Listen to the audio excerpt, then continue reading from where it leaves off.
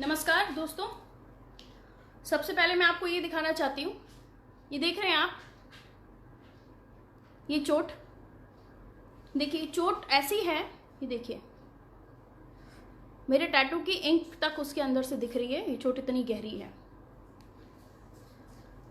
लेकिन इस दर्द से गहरा उन लोगों का दर्द है जो भूखे हैं। उन लोगों की अंदर का गुस्सा है, आक्रोश है, वो क्योंकि वो भूखे हैं। उनका पेट खाली है, उनकी भूख हर कुछ उन्हें करने पर मजबूर कर रही है। मैं बहुत आज अपसेट हूँ, अंदर से बहुत दुखी हूँ, दिल भरा हुआ है मेरा। दरअसल हुआ कुछ यूँ, ये चोट जो मैं आपको दिखा रही हूँ उसको दिखाने का मकसद ये है, जितना मुझे दर्द हो रहा है उससे ज़्यादा दर्द मुझे ये सोच के हो रहा है कि हमारे देश में, हमारे भोपाल में लोग भूखे हैं। 2 दिन पहले की बात है, मैं कुछ सामान लेने के लिए गई थी और मैं जवार चौक से भारत माता चौराहे से होते हुए मैं न्यू मार्केट एरिया की तरफ जो रोड पड़ता है उस तरफ थोड़ा सा आगे जा रही थी। जो लोग इस एरिया में जाते हैं उन्हें ये पता होगा, कई ऐसे लोग हैं जो वहाँ पर बैठे रहते हैं, लोहे के बर्तन देते हैं। मैं वहाँ से होकर गुजर रही थी। मैंने अपनी गाड़ी स्टॉप की तो वहाँ कुछ लोग बैठे हुए थे। उनसे मैंने पूछा कि कैसे आप लोग क्या गुजारा कर रहे हैं, और उन्होंने कहा कि उनके साथ बहुत ज़्यादा ख़राब स्थिति है। वहाँ से फिर मैंने एक बर्तन भी उनसे ले लिया था। मुझसे जो उस वक्त मदद हो पड़ी मैंने की। हालांकि मैं ये बताना नहीं चाहती थी, लेकिन आज जो हुआ वो मुझे लगता है कि आप तक पहुंचाना चाहिए। उन समाजसेवी संस्थाओं तक ये बात पहुंचनी चाहिए, उन NGOs तक बात पहुंचनी चाहिए, उन लोगों तक बात पहुंचनी चाहिए जो लोगों की मदद कर रहे हैं। लेकिन क्योंकि देखिए गरीब लोग हैं, ये अपनी खुद की परेशानी नहीं बताते ना। उस वक्त आप जब पैकेट बांटते हैं तो आपसे वो पैकेट ले लिए जाते हैं कि चलिए उनको कुछ तो मिला। लेकिन जब मैं उनसे बात कर रही थी तो उन्होंने मुझे कहा, जिस दुकान के बाहर उनके पीछे उनकी झोपड़ी थी उसके बाहर मैं जब खड़ी हुई थी तो उनसे मैंने पूछा कि क्या दिक्कत है, कैसे चल रहा है आपका गुजारा। तो उस व्यक्ति ने मुझे बताया कि बहू बेटी हैं, दोनों ही विकलांग हैं, उनका एक बच्चा है। वो खुद उनके पेट की प्रॉब्लम है और उनकी वाइफ भी उनके साथ थी, दोनों ही बुजुर्ग थे। उन्होंने कहा कि खाना तो आता है लेकिन पुड़ी वगैरह आती है तो उनसे उनकी और ज़्यादा तबीयत बिगड़ जाती है। इसलिए उन्होंने मुझसे कहा कि अगर कुछ मदद हो पाए तो वो मुझसे रिक्वेस्ट कर रहे थे। मैंने उस वक्त उनसे कहा था कि मैं आऊँगी वापस और जो मुझसे बन पड़ेगा मैं करूँगी। मैं गई आज ऑफिस में, कुछ लोगों से मैंने कहा था तो उन्होंने कुछ मुझे राशन के जो पैकेट्स हैं, देखिए मैं तो इतनी ज़्यादा पैसे वाली हूँ नहीं, इतनी अमीर नहीं हूँ कि मैं लोगों की मदद कर पाऊँ। हमारी सैलरी से हमारा खुद का गुजारा होता है, इंस्टॉलमेंट्स जाती हैं। लेकिन जो मुझसे बन पड़ा मैंने करने की कोशिश की है। मैं बिल्कुल नहीं बताना चाहती थी, मैं फिर से कह रही हूँ, क्योंकि हमारे यहाँ हमें ये सिखाया जाता है कि किसी की मदद करो तो बताना नहीं चाहिए, चुपचाप से वो मदद हो जानी चाहिए। तो वही मेरी कोशिश थी कि मैं नहीं बताऊँ, लेकिन ये जो चोट मुझे लगी है ना, ये बताने पर मजबूर कर रही है। मैं वहाँ गई, मैंने कुछ राशन के पैकेट्स मुझे दिए थे कुछ लोगों ने, मैंने उन्हें देने के लिए मैं गई थी। मेरी गाड़ी की डिक्की में वो रखे हुए थे। मैंने जैसे ही गाड़ी की डिक्की, पहले तो मैं जैसे ही पहुंची उनके सब काफ़ी लोग वहाँ इकट्ठा हो गए। मुझे लगा कि अमूमन लोग वहाँ आते होंगे सामान देने के लिए। उसके बाद मैंने जैसे ही गाड़ी की डिक्की खोली, काफ़ी लोगों ने मुझे घेर लिया वहाँ पर। वहीं पे जो लोग झुग्गी बनाकर रहते हैं वो वही लोग हैं। जैसे मैं पैकेट दे रही थी, मेरे पास ज़्यादा पैकेट्स नहीं थे, कुछ एक पैकेट्स थे जो मैं उनको देने की कोशिश कर रही थी। खासतौर पर उस फैमिली को मैं देने के लिए आगे बढ़ रही थी जिससे मेरी बात हुई थी। लेकिन मैं दे पाती उससे पहले ही वहाँ पर लोगों ने सामान लिया मुझसे। कुछ ने हाथ से लिया, कुछ ने खुद उठा लिया। फिर मैंने वहाँ से जाने की कोशिश की, मुझे जाने नहीं दे रहे थे कि कुछ और मदद कर दीजिए। मुझसे जो बन पड़ा मैंने किया। लेकिन जब मैं खुद, मुझे डर लग रहा था। आप हालांकि इसे गलत मत समझिएगा, मुझे डर लग रहा था कि इस भीड़ ने मुझे घेर लिया है, कहीं निकलने भी देंगे या नहीं देंगे। फिर मैंने मेरी बेटी बैठी हुई थी गाड़ी में, मैंने जल्दी से गाड़ी स्टार्ट की, मैं निकल गई। और घर से, वहाँ से निकलने के बाद घर तक मैं यही सोचती रही कि ये जो मुझे दर्द हो रहा है उससे कहीं ज़्यादा दर्द उन लोगों को है को ज़रूरत पड़ी है कि वो किसी से आकर सामान ले। हम समझ सकते हैं ये जो वक्त है, इस वक्त उन्हें खुद भी कुछ नहीं मिल रहा है। उनके पास जो बर्तन होते हैं, जो वो लोहे के बर्तन बनाते हैं, बेचते हैं, वो बिक नहीं रहे हैं, उनके घर का गुजारा नहीं हो रहा है। जिस दिन मैं उनसे मिली थी, जब मैंने ये उनसे सबसे पहले दिन बात की थी, तो उस वक्त मैंने देखा था वो गेहूं को सेक कर खा रहे थे। सूखी रोटी के साथ वो गेहूं को सेक कर खा रहे थे। उस वक्त मुझे बहुत बुरा लगा था कि देखिए क्या स्थिति आ गई है इस वक्त, कि हम लॉकडाउन में हैं, घरों में हैं, लेकिन उन लोगों का ध्यान भी रखना हमारी गवर्नमेंट को, हमारी सरकार को ज़रूरी है।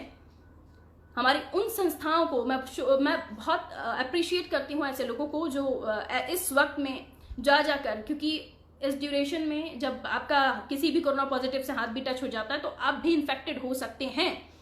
इस वक्त में आप लोग जा रहे हैं, खाना बांट रहे हैं, लेकिन उन परिवारों का दर्द ये है कि गर्मी का मौसम है, गर्मी के मौसम में जो जिनके पेट में प्रॉब्लम होता है, जिनका डाइजेशन ठीक नहीं होता है, और बुजुर्ग लोग खासतौर पर, उनको तो वैसे भी लाइट खाना दिया जाता है, लेकिन इन परिवारों में कई बुजुर्ग लोग भी हैं, ऐसे बूढ़े लोग भी हैं जिन्हें ऑयली फूड या फिर ऐसा फूड जो इजीली डाइजेस्ट नहीं होता वो नहीं खा सकते हैं।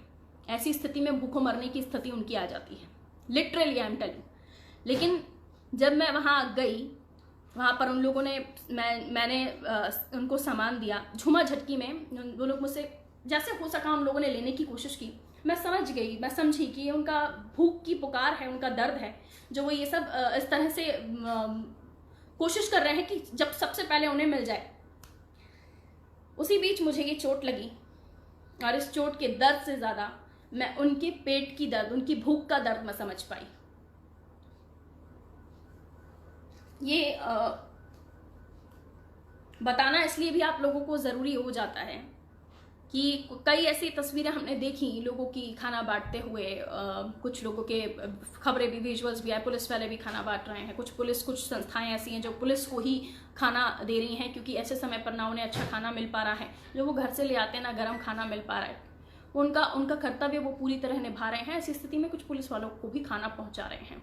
लेकिन जिन गरीबों के यहाँ पूड़ी वगैरह ये सब इस टाइप का ऑयली फूड जा रहा है, उनकी मदद करने की ज़रूरत है। खाना तो बन ही रहा है आप लोगों के यहाँ पर, क्योंकि आप पार्सल देना चाह रहे हैं। कई पॉलिटिशियन हमें दिखाई दिए कि खुद ही गरम कढ़ाई में पूड़ियाँ तलते हुए दिखाई दिए। लेकिन क्या इतना सब काफ़ी है उनकी भूख मिटाने के लिए?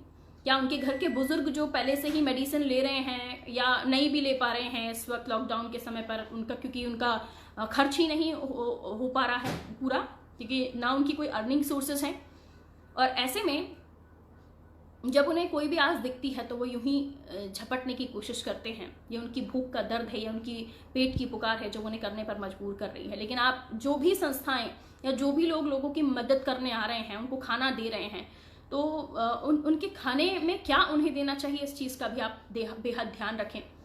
क्योंकि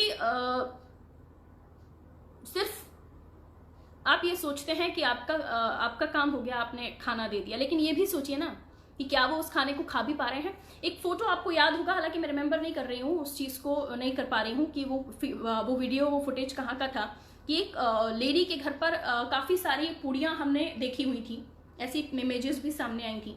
उसने स्टोर कर लिया था इतनी सारी पूड़ियों को। जब वो खा ही नहीं पा रहे हैं तो आप किसे दे रहे हैं?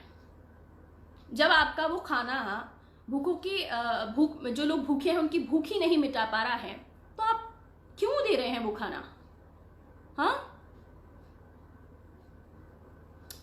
मुझे ये समझ में नहीं आता कि आप इसके बाद आखिर क्या होगा। कहाँ ये लॉकडाउन जा रहा है, और अब ये आगे बढ़ने की खबरें सामने आ रही हैं कि कुछ जो जहाँ पर कंडीशंस ठीक नहीं हैं, जहाँ पर ज़्यादा कोविड-19 के पेशेंट्स हैं, वहाँ पर और भी लॉकडाउन बढ़ने की उम्मीद है। लेकिन ऐसे में वो गरीब लोग क्या करेंगे, कैसे रहेंगे, कैसे उनका गुजारा होगा, मुझे नहीं पता। लेकिन कोशिश जो हो रही है कि अब तो खाना आप लोग दे रहे हैं, काफ़ी संस्थाएं जो हैं आगे आकर बहुत मेहनत कर रही हैं, दोपहर हो, रात हो, शाम हो, वो कोशिशें कर रही हैं। लेकिन मैं बहुत अंदर से भरी हुई हूँ, इस वक्त दिल भरा हुआ है मेरा।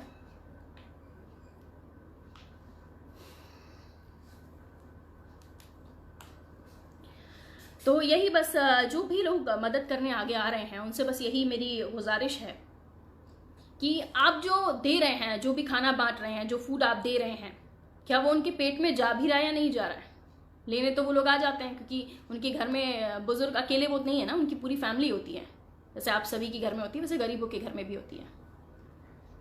उनके बहुएं होती हैं, उनके बेटे होते हैं, उनके भी बच्चे होते हैं। और हाँ, ये भी बात मैं आपको बताऊं, कई एरियाज में कोई खाना बांटने ही नहीं जाता, कोई पहुंचता ही नहीं है। क्या पता कौन फ़ोन कर रहा है, लेकिन फ़िलहाल मैं आपका फ़ोन नहीं पिक कर सकती। कई जगहों पर नहीं पहुंच रहा है आपका दिया हुआ फूड या आपकी दी हुई मदद। तो उन एरियाज़ को मुझे लगता है कि कुछ ऐसी प्लानिंग्स होनी चाहिए कि जो सभी कई बार ये कई एरियाज़ ये भी हैं कि एक जगह पर ही बहुत सारे लोग चले जाते हैं, दिन भर का ही नहीं, उनका हफ्तों भर का खाना इकट्ठा हो जाता है। तो मुझे लगता है कि गवर्नमेंट को आगे आके ऐसी संस्थाओं के कुछ लिस्ट बनानी चाहिए और इनको डिस्ट्रीब्यूट करना चाहिए अलग अलग एरियाज में, या फिर इन्हें भी नहीं जाने देना चाहिए। अगर खुद ही उनकी, देखिए आप, वही मैं आपको बता रही थी, देखिए ये चोट देख रहे हैं आप, ये मुझे एहसास करा रही है कि उनकी भूख का दर्द क्या होगा। एनीवेज,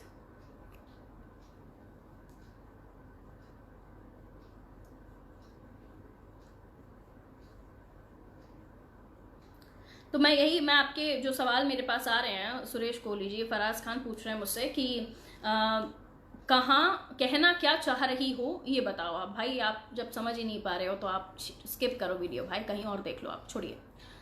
सुरेश कोहली कह रहे हैं, पारुल जी जमीनी स्तर के लोगों को भी के लिए भी डिबेट करिए, गरीबों की बात सरकार तक पहुंचाए। हमारी पूरी कोशिश होती है कि गरीबों की बात सरकार तक पहुंचे, लेकिन जिनसे मदद मिल भी रही है तो वो उनकी मदद कारगर साबित हो भी रही है नहीं हो रही है ये नहीं पता ना, ये जानना भी जरूरी है। दीपक जी कह रहे हैं आपका दर्द वाजिब है, सराहनीय कदम आपका। बिल्कुल भी मेरा कोई सराहनीय कदम नहीं है, मैं सिर्फ ये कोशिश कर रही हूँ उन संस्थाओं को, उन खाना बांटने वाले अच्छे लोगों को जिनकी तारीफ बहुत ज़्यादा मेरे पास शब्द नहीं है कि मैं कैसे उनकी तारीफ करूँ, लेकिन सिर्फ आप जो भी फूड डिस्ट्रीब्यूट कर रहे हैं, जो भी संस्थाएं खाना दे रही हैं, लोगों की मदद करने के लिए निकल रही हैं, आपकी मदद, आपका खाना जो आप उन लोगों तक पहुंचा रहे हैं वो उनके पेट में पहुंच भी रहा है या नहीं, इस चीज का भी ध्यान रखना जरूरी है।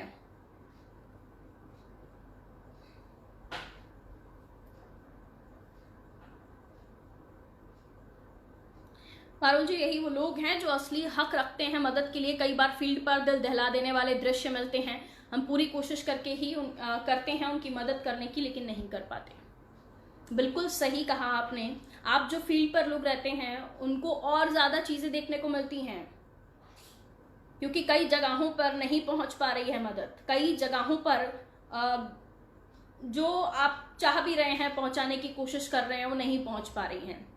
वही मैंने फिर इसलिए वही स्टार्टिंग थोड़ी देर पहले यही जिक्र किया था कि गवर्नमेंट को आगे आना चाहिए, जो भी समाज सेवी संस्थाएं हैं उनसे उनकी लिस्ट बना लेनी चाहिए और उनके एरियाज डिवाइड कर देने चाहिए। आप गाड़ियां भर भर के जा रहे हो फूड बांटने के लिए, खाना बांटने के लिए, लेकिन वो खाना नहीं पहुंच पा रहा ना सर। आपका खाना अगर उसमें ऑयली फूड इंक्लूड है, उसमें पूड़ियां हैं, कुछ लोग नहीं खा पाते हैं।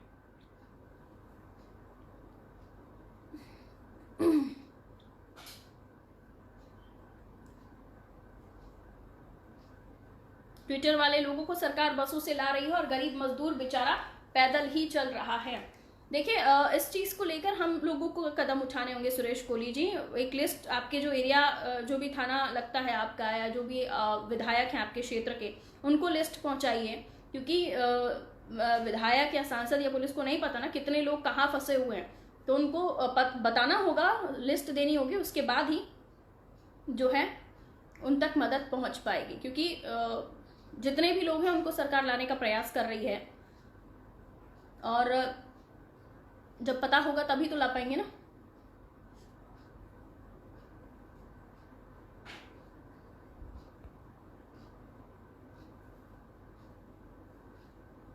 आदिल खान कह रहे हैं लोगों को सरकार द्वारा चावल दिया जा रहा है, आम आदमी कब तक चावल खाकर रह सकता है। ये भी सही है, ये भी सही है कि कब तक सिर्फ चावल ही खाएगा व्यक्ति।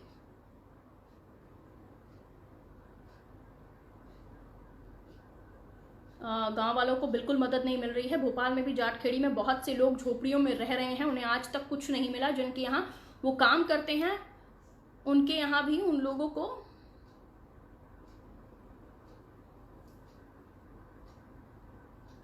मैं आपका पूरा कमेंट नहीं पढ़ पा रही हूँ। उनके यहाँ उन लोगों ने भी उनकी मदद नहीं की।